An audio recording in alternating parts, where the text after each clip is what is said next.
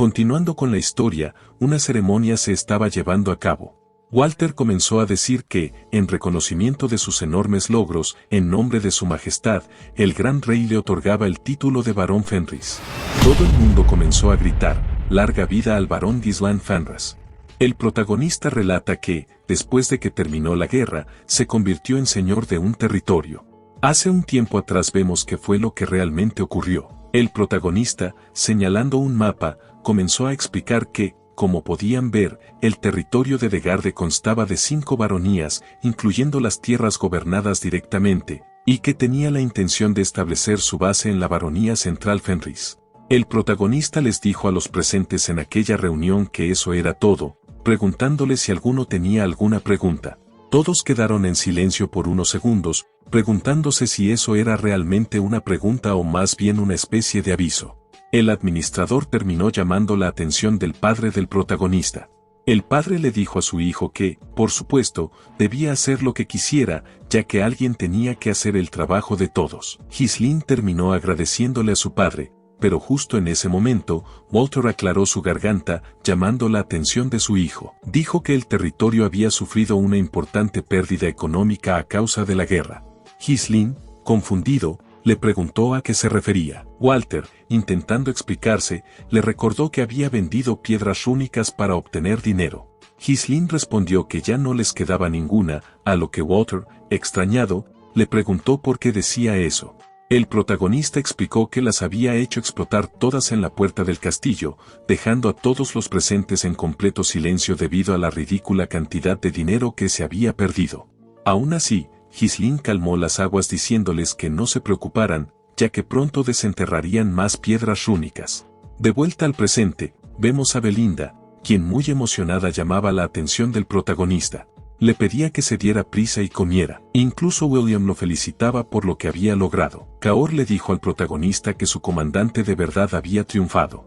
Belinda comentó que solía preocuparse por lo que él se convertiría, pero suponía que todo era gracias a sus grandes habilidades como educadora. Kaor le preguntó si acaso era por eso que había acabado de esa forma. Belinda, disimuladamente, le dio una patada en el abdomen al protagonista y le dijo que no podía creer que su joven maestro ahora fuera un señor. Alguien más también llamaba la atención del protagonista, su joven hermana Elena, quien traía consigo a una hermosa chica tomada de la mano. Elena, bromeando con él, le preguntó si de verdad era su hermano o si debería llamarlo mi señor a partir de ahora. Gisline le dijo a su hermana que podía llamarlo como quisiera, y además saludó a alguien más que acababa de llegar. Era nada más y nada menos que Rachel. La chica, un poco avergonzada, saludó al protagonista llamándolo hermano Gisline, a lo que él le devolvió el saludo. Elena, confundida, se preguntaba por qué lo llamaba hermano. Gisline le dijo a Rachel que si Elena la molestaba, solo tenía que decírselo, ya que solía golpear cuando algo no le gustaba. Rachel le dijo al prota que sí, que así le pegaba demasiado fuerte, dejando a Elena avergonzada por unos segundos. El prota terminó llamando la atención de William y le dijo que su hija Rachel se había recuperado por completo. William le respondió que todo era gracias a su señor. Luego de esto, el prota aplaudió con sus manos, llamando la atención de todos los presentes en aquel banquete organizado en su honor. Les pidió a todos que lo escucharan con atención. Les agradeció por permanecer a su lado durante la complicada guerra y, gracias a eso, a partir de ese momento sería el señor de Fenris, por lo que su base ahora estaría en Fenris y no en Perdium. Así que planeaba contratarlos a todos, no como mercenarios, sino como sus soldados personales. La mayoría de los presentes no comprendía a qué se refería. Comenzaron a preguntar si eso significaba que ahora eran oficialmente parte del ejército. Gisline confirmó inmediatamente y afirmó que, de hecho, tenía pensado entrenarlos a todos como caballeros, lo que dejó a todos completamente confundidos. El prota les dijo que la valentía que demostraron en la última guerra ya los hacía merecedores del título de caballeros y que todos se encontraban más que cualificados. Belinda le preguntó al prota si acaso ese tipo de operación no costaría una fortuna. Gisline respondió que precisamente por eso necesitaban ganar mucho más dinero. El prota volvió a dirigirse a William, preguntándole cómo se encontraba su cuerpo. William le respondió que no tenía ningún problema visible.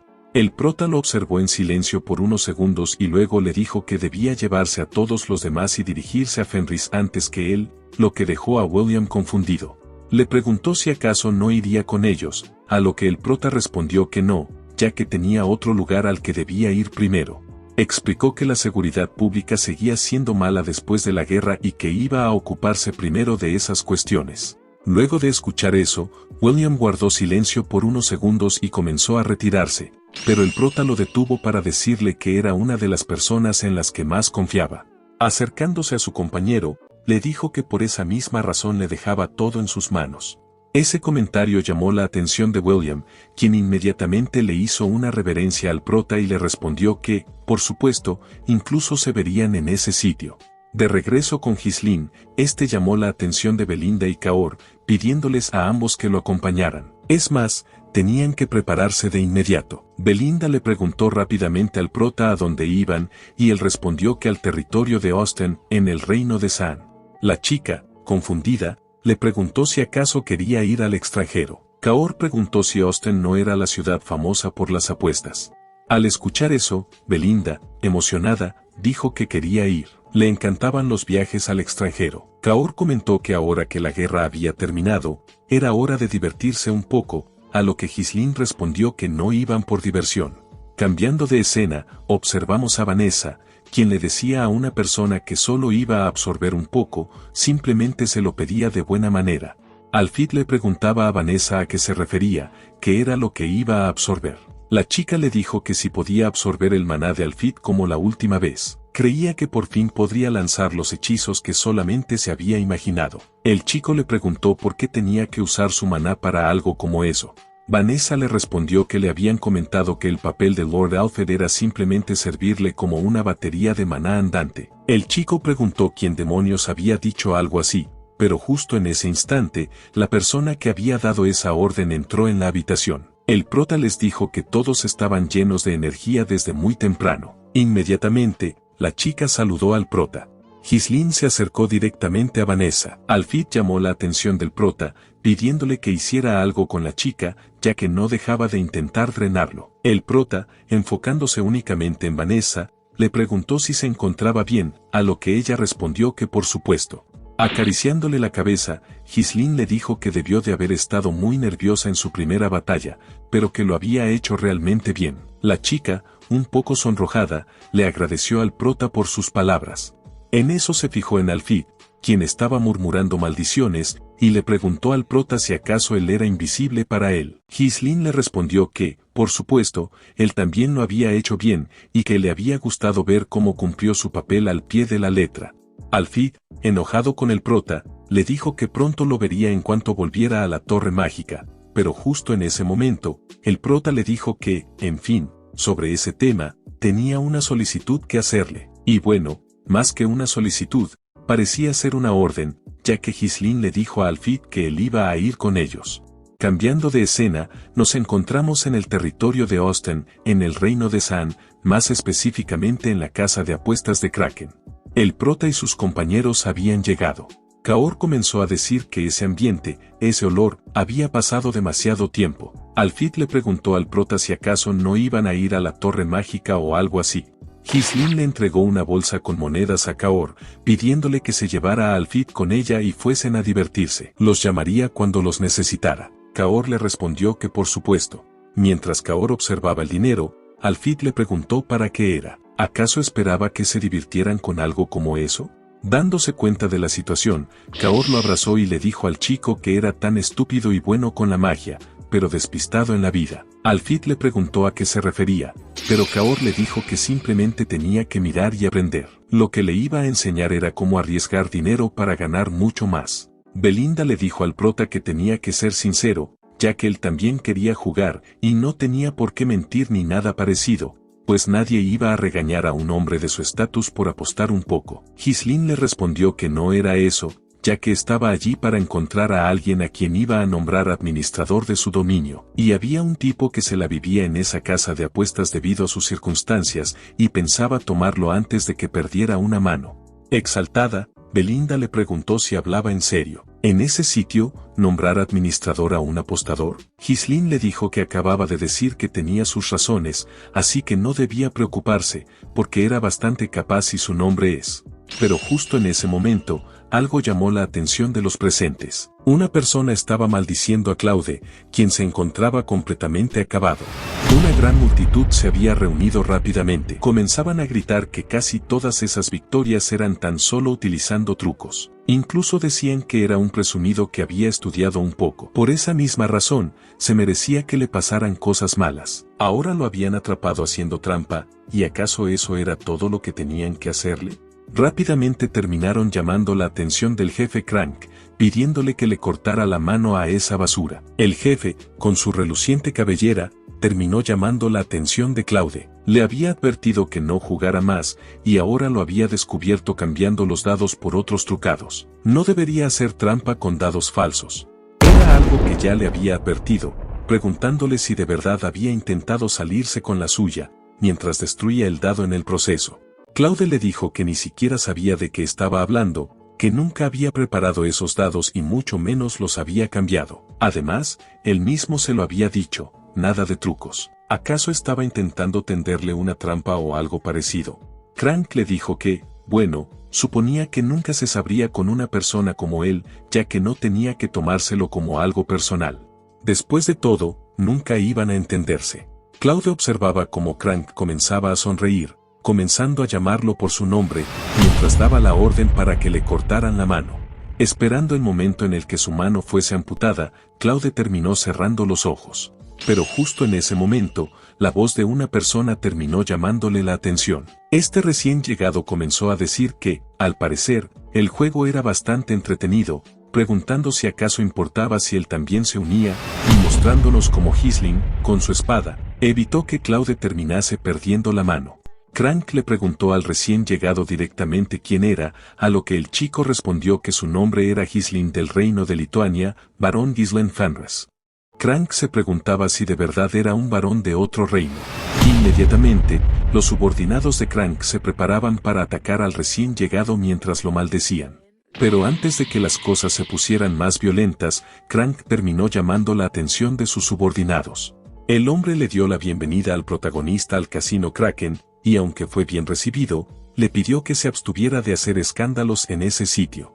Inmediatamente, Crank ordenó a sus subordinados que guardaran sus armas rápidamente, haciendo como si nada hubiese pasado. Ghislaine llamó la atención de Belinda, mientras también guardaba sus armas. Crank le preguntó al protagonista qué hacía alguien tan distinguido en un lugar como ese, un sitio de mala muerte y muy vulgar. Ghislaine le respondió que estaba buscando a alguien y por casualidad lo había encontrado en ese sitio, pidiéndole a Claude que se levantara. Este último se encontraba confundido, observando a Ghislaine, quien le dijo mirándolo a los ojos que se encontraba allí para buscarlo. Cambiando de escena, una persona se encontraba moviendo un vaso con dados, mostrándonos cómo había sacado 2 unos, mientras el último dado giraba para al final marcar un triple 1 perfecto. El encargado de esa mesa comenzó a anunciar que Alfred había conseguido 1000 puntos y la victoria final pertenecía al chico. Los presentes en esa mesa no se lo podían creer. Comenzaban a maldecir, ya que habían perdido todo contra ese novato. Incluso otro preguntaba por qué toda la suerte estaba de su lado. Coar llamaba la atención de Alfred y le dijo que había ganado mucho dinero en esa apuesta y al parecer tenía talento para las apuestas. Alfred, observando la situación, no se lo podía creer.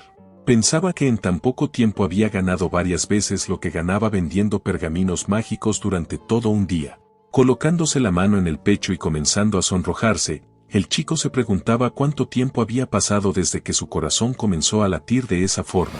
Mientras Alfred seguía atrapado en sus pensamientos, Kaor terminaba escuchando el escándalo que había comenzado en el segundo piso.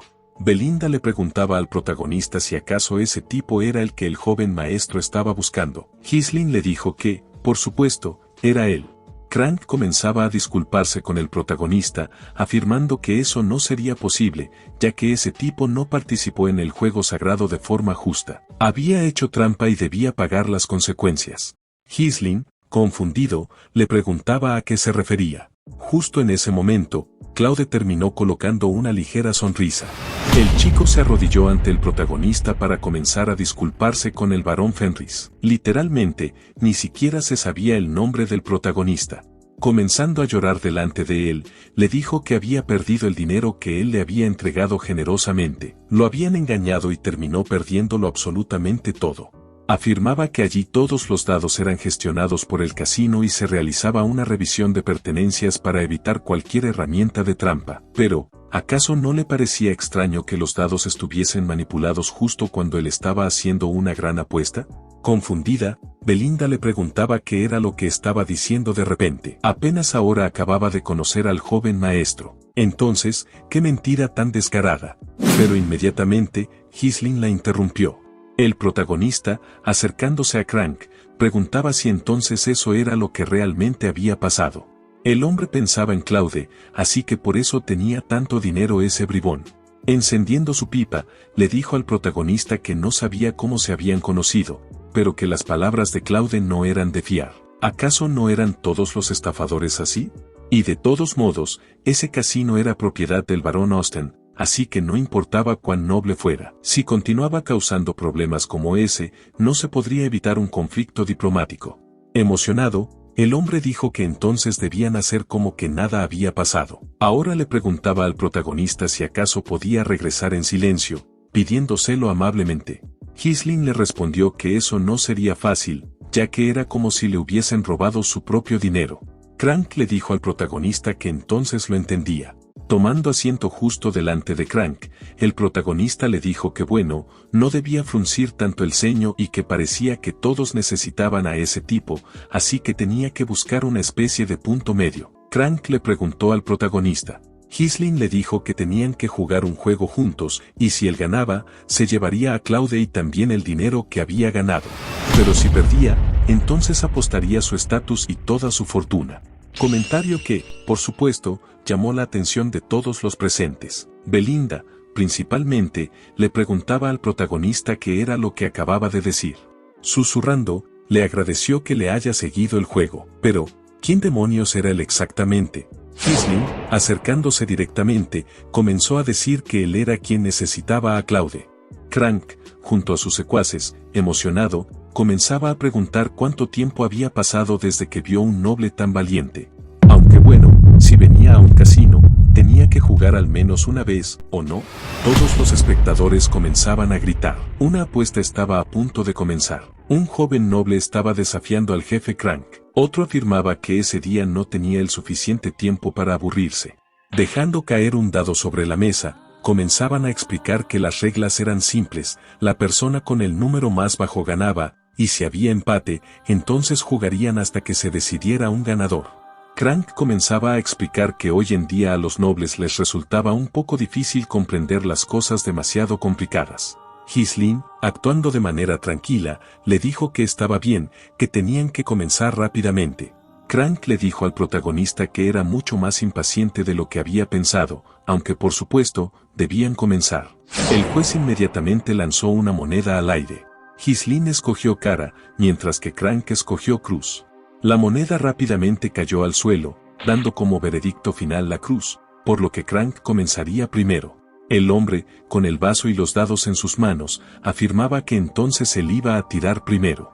Rápidamente comenzó a agitar el vaso con fuerza, causando que el dado comenzara a sonar en su interior y llamando la atención de los presentes. Pero Belinda, observando lo que sucedía, comenzaba a mencionar que tanto alboroto era simplemente por tirar un solo dado. En el momento en el que Crank hacía su jugada maestra, entre comillas, se observó cómo la parte trasera del vaso se alzaba ligeramente y un dado parecía salir del interior. Rápidamente, Crank dejó caer el vaso sobre la mesa, y al levantarlo, terminó descubriendo un número 1. El juez comenzó a anunciar que Crank había conseguido un punto. Los presentes comenzaron a gritar emocionados. Un punto se había conseguido antes de comenzar. No entendían por qué ese tipo se había metido con el jefe Crank. Belinda, dándose cuenta de la situación, terminaba preocupándose por el protagonista. Incluso Claude no podía creer lo que estaba ocurriendo. Crank le dijo al protagonista que entonces era una pena, y se disculpaba con él, ya que justo cuando apenas se estaba poniendo interesante, todo había acabado demasiado rápido. Además, desde el principio, había sido demasiado para él. Ghislaine le dijo que tenía que cerrar la boca, ya que esa boca no iba acorde a su tamaño, tomando el dado rápidamente. Crank le dijo al prota que entonces tenía razón. Comenzaba a pensar que solo estaba presumiendo. Por más que intentara aparentar calma y esconder su ansiedad, se notaban claramente sus verdaderos sentimientos. Pero todo lo que intentara hacer era completamente inútil. Se revela lo que había hecho Crank realmente, un vaso especial cuya base se abre según cómo se agite, y un dado trucado que siempre da uno, oculto entre sus dedos. Al agitar el vaso con fuerza, reemplazó el dado sin que nadie lo notara. Crank, confiado, pensaba que nunca antes había sido descubierto utilizando esa técnica, ni una sola vez. Y no importaba cuántas veces lo intentara, no podría evitar la derrota. Ahora el noble estaba completamente acabado. Vemos ahora cómo Ghislaine comenzaba a acercar sus manos al vaso, mientras una de ellas se encontraba imbuida en aura. Rápidamente, el protagonista vertió toda su energía en el interior del vaso, pero los presentes ni siquiera notaron qué era lo que había ocurrido. El protagonista, colocando el vaso sobre la mesa, comenzó a mencionar que la persona con el número más bajo ganaba, preguntando si acaso era cierto. Levantando lentamente el vaso, terminó descubriendo el polvo del dado que había quedado en su interior, afirmando que había sacado 0. Crank comenzó a preguntar qué era lo que había ocurrido. Los espectadores empezaron a decir que el dado se había convertido en polvo. 0 puntos. ¿Realmente se puede hacer algo como eso? ¿Eso acaso estaba permitido? Entonces, el jefe Crank había perdido. Crank comenzó a levantarse furioso y afirmaba que eso no podía ser, que eso era realmente inválido, que era una trampa, y aunque fuera un noble, esa clase de terquedad. Pero inmediatamente, Ghislaine terminó tomándolo de la mano. Crank no pudo hacer nada para quitarse el agarre del chico y, en ese momento, el dado que tenía entre sus dedos comenzó a caer. Ghislaine le preguntó entonces qué era lo que tenía entre sus manos. Mientras todos observaban el dado caer, comenzaron a gritar que no podía ser. Había otro dado en la mano del jefe. ¿Qué era lo que estaba ocurriendo? Entonces se estaba revelando que era un engaño desde el principio. Ghislaine terminó repitiendo las palabras de Crank. No participó en el juego sagrado de forma justa. El protagonista le preguntó a Crank si acaso eso no era lo que él había dicho. El hombre, ahora preocupado, se preguntaba cómo lo había hecho. ¿Acaso sabía todo desde el principio? E inmediatamente terminó sacando su puñal para intentar acabar con la vida del protagonista de un solo ataque. Por supuesto, Ghislaine terminó esquivando aquel ataque. Tanto Claude como Belinda quedaron completamente sorprendidos por lo que estaban observando. Ghislaine le dijo que debería haber sido sincero desde el principio y que no debía intentar actuar con modestia si solamente era una especie de matón. Crank le preguntó al protagonista de qué demonios había estado hablando desde hace un tiempo y, ya que habían llegado hasta ese punto, no podía dejarlo con vida. Inmediatamente, les ordenó a sus secuaces que atacaran al protagonista. Observamos cómo el calvito le dijo a sus hombres que atacaran inmediatamente al protagonista, quien ya se esperaba algo así y se encontraba completamente en guardia. Esquivó al primer atacante y utilizó al segundo como trampolín para saltar por encima de ellos, dirigiéndose directamente hacia el calvito. El hombre, dándose cuenta de que el protagonista se acercaba, se preparó para atacarlo con una estocada, pero su ataque fue completamente en vano, ya que el protagonista lo esquivó en el aire y se colocó justo por detrás de él. Antes de que siquiera pudiera reaccionar, ya le estaba apuntando al cuello con su espada. El hombre estaba confundido por lo que ocurría, no entendía qué estaba pasando, mientras sus subordinados intentaban llamar su atención. Pero antes de que pudieran dar un solo paso, también quedaron contra las cuerdas, pues Belinda y Kaor los apuntaban a cada uno con sus armas. El combate terminó en cuestión de segundos. Ni siquiera se dieron cuenta de cuando sus oponentes los habían dejado completamente paralizados. Kaor llamó a uno de los hombres mocoso, diciéndole que debería elegir mejor a sus oponentes. El otro no pudo decir absolutamente nada. Belinda llamó la atención del protagonista y le preguntó qué debían hacer ahora. Ghislaine dijo que, tal como habían acordado, recuperarían a Claude y el dinero. El calvito dijo que no podían hacer algo así, pero el protagonista le respondió a Crank que él era el gerente y supervisor de la principal fuente de ingresos del barón Austen, la casa de apuestas, y que había sido sorprendido con las manos en la masa intentando estafar a un noble extranjero. No cabía duda de que lo ocurrido haría que la gente perdiera rápidamente la confianza en esa casa de apuestas.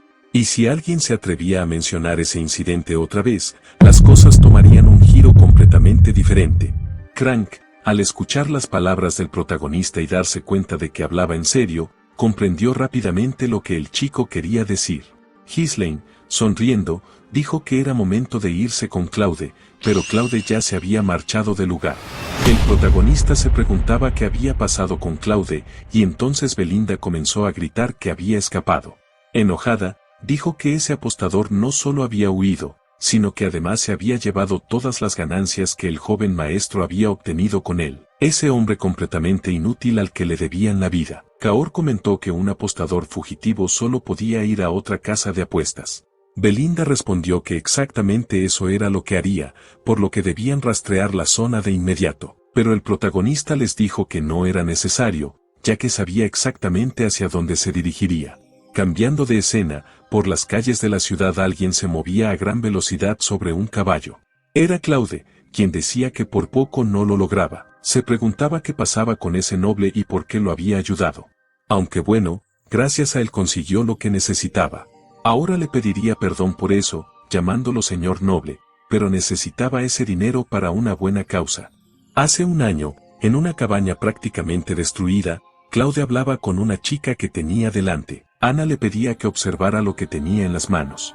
Le decía que eso era increíble, porque apostar no se trataba simplemente de suerte. Había una fórmula para ganar. Si seguían obteniendo victorias de esa forma, no tendrían que seguir escondiéndose por más tiempo. Podrían volver a tener una vida normal. Pero la chica insistía en que tenía que dejar todo eso atrás. Solo debía detenerse. Claude le preguntaba qué era lo que estaba pasando. Ella, tomándole la mano, le decía que sabía muy bien que la muerte de su padre, es decir, su maestro, no había sido culpa suya. Le pedía, entre sollozos, que por favor se calmara. Claude, todo golpeado y lleno de moretones, le respondió que sí había sido su culpa.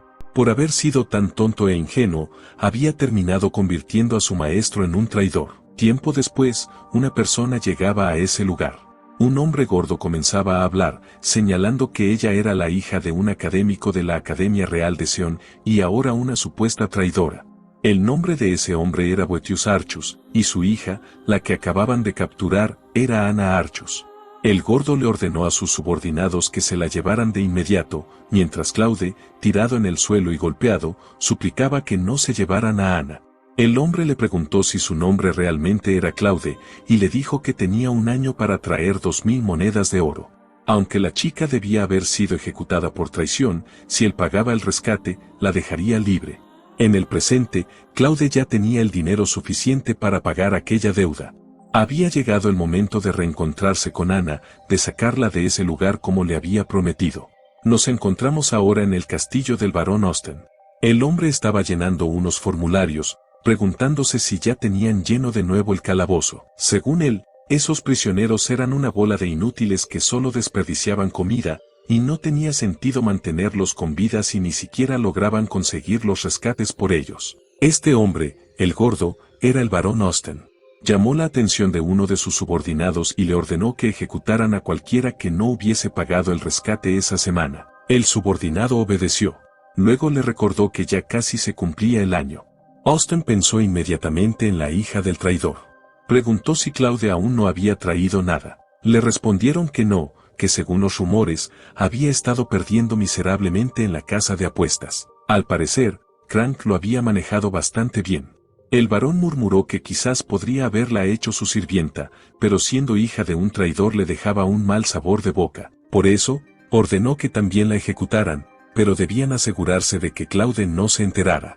El guardia le preguntó qué hacer si Claude aparecía con el rescate. Austen respondió que debían tomar el dinero y eliminarlo discretamente, ya que a nadie le importaba si un apostador perdía la vida en ese sitio. Pero eso solo si llegaba con el dinero. Justo en ese momento, la puerta de su oficina se abrió.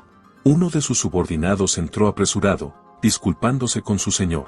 Austen le preguntó qué ocurría. El recién llegado comenzó a informar que un hombre llamado Claude exigía pagar el rescate, lo cual dejó a los presentes un poco sorprendidos. Un rato después, Claude entró con la bolsa de dinero en su poder. Delante del barón, le dijo que tenía consigo las 2000 monedas de oro y que por favor liberara a Ana. El barón comenzó a revisar el dinero, comprobando que no era falso. Le preguntó a Claude de dónde había sacado esa cantidad. Claude respondió que la había ganado en una apuesta. El varón, mientras colocaba la moneda de vuelta en la bolsa, preguntó si realmente había sido así. Sin dudarlo, ordenó a sus subordinados que encerraran a Claude. Claude, confundido, preguntó qué significaba eso, pero los soldados ya lo habían sujetado. Exigía saber por qué lo hacían, argumentando que había traído exactamente lo que le habían pedido. El varón le dijo que el origen del dinero era altamente sospechoso y que tendría que confirmarlo con Crank. Además, si no quería ser ejecutado, debía entrar en su celda sin hacer escándalo. Claude, resignado, comenzó a ceder, pero enseguida estalló, diciendo que no le dijeran tonterías. El varón respondió que era difícil creer que un simple apostador hubiera traído semejante rescate. ¿Quién podría tragarse algo así? Ya estaba claro que pensaba quedarse con todo el dinero. Claude, furioso, intentaba resistirse, pero justo en ese momento, los soldados que lo escoltaban tropezaron con algo invisible y cayeron inconscientes al suelo, justo a los pies de quien acababa de llegar. Todos en la sala dirigieron la mirada a esa figura que se aproximaba con calma. Se acercó a Claude y le colocó una mano en el hombro. Ghislaine le agradeció por su esfuerzo y caminó directamente hacia el barón Austen. Dijo que era un placer conocerlo finalmente. Austen, desconcertado, preguntó quién era, mientras chasqueaba los dedos para llamar a sus subordinados. Ghislaine se presentó como el barón del reino de Lituania. Trajeron a Crank y lo arrojaron al suelo, llamando la atención de Austen. Kaor entró llevando un banco, lo colocó justo frente al varón y Ghislaine se sentó tranquilamente, apoyando los pies sobre la mesa. Le preguntó si podría traerle un poco de té, con tono amable. Austen comenzó a enfurecerse. Uno de sus caballeros intervino, señalando que Ghislaine era un insolente y debía levantarse y mostrar respeto inmediatamente. En ese momento, Kaor le apuntó con su espada y le ordenó retirarse, afirmando que esa no era una situación que pudiera manejar. El soldado preguntó con rabia qué estaba ocurriendo.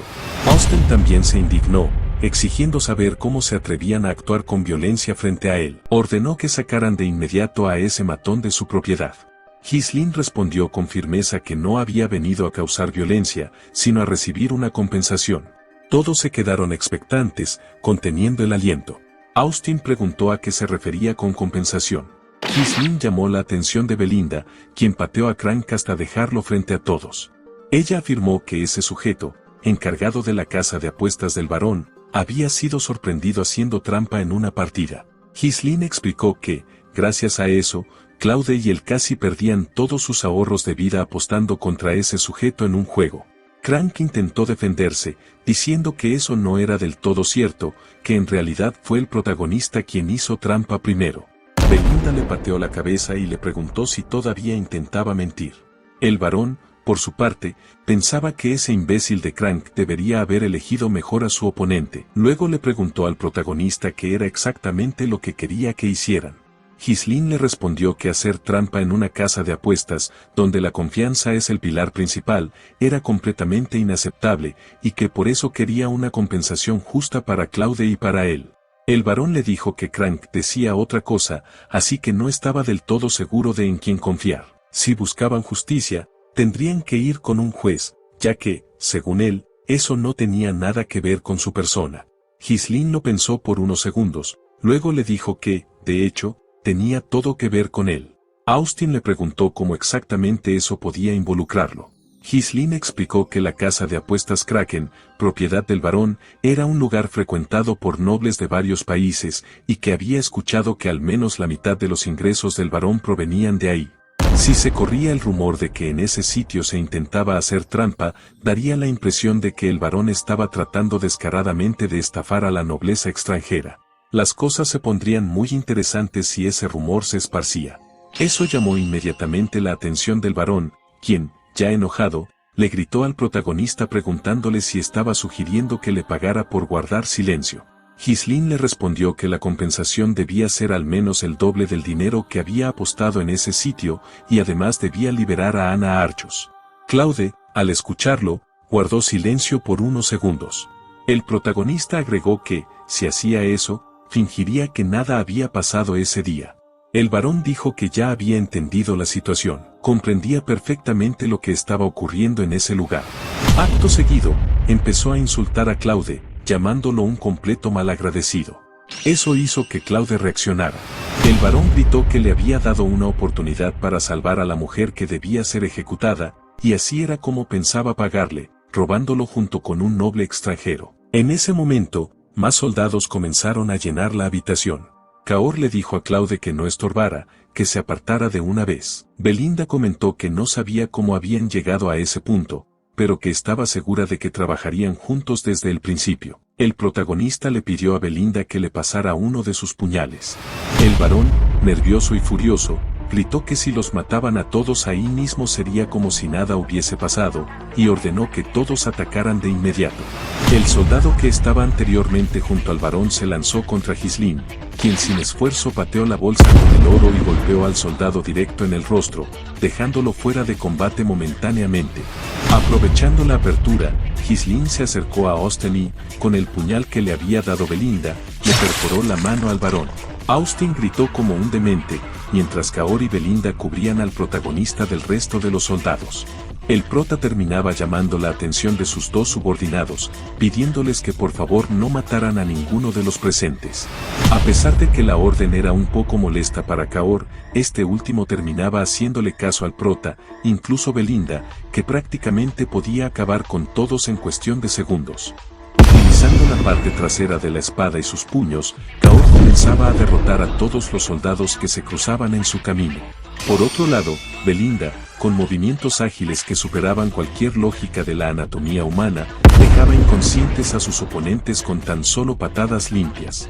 Algunos soldados terminaron llegando hasta donde se encontraba Ghislaine, quien con una pequeña daga se enfrentaba a todos con bastante destreza.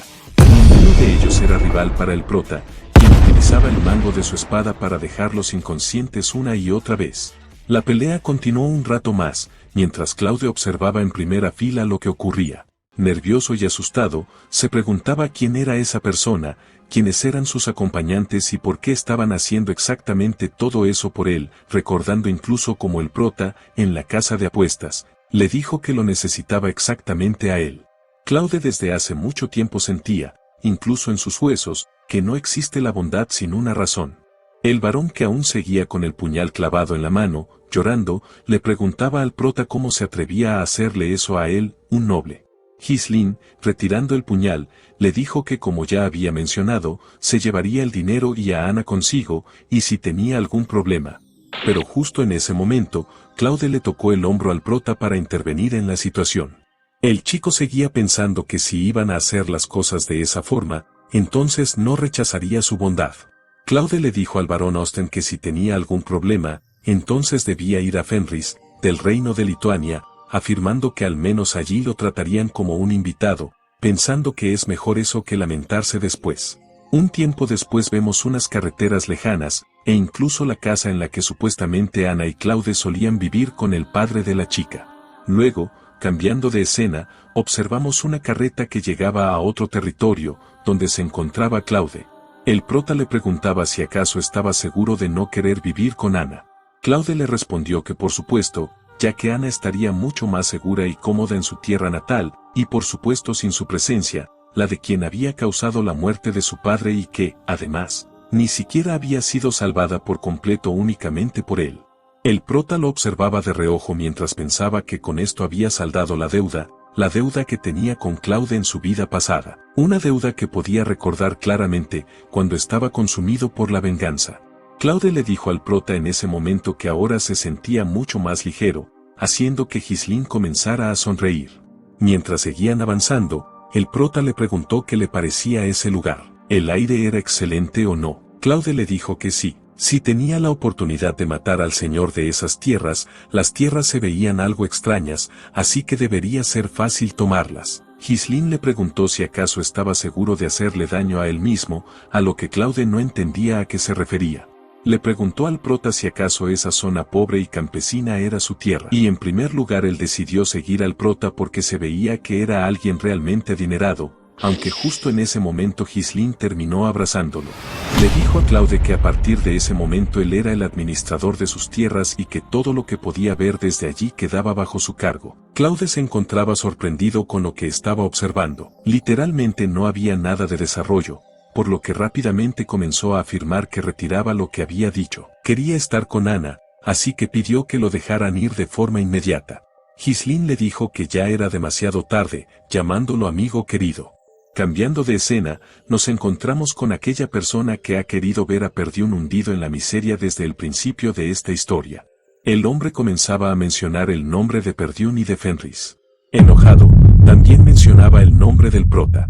Inmediatamente, esta persona dio la orden de que enviaran un mensajero directamente a Amelia. Tenían que adelantar los planes lo más pronto posible.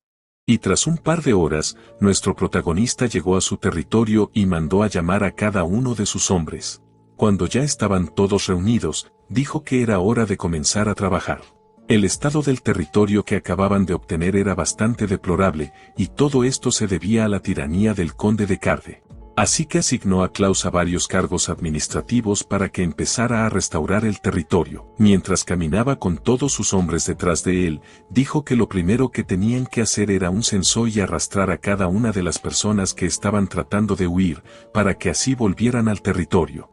Una vez hecho eso, debían comprar comida al mayoreo, ya que lo más importante era solucionar el problema de la crisis alimentaria.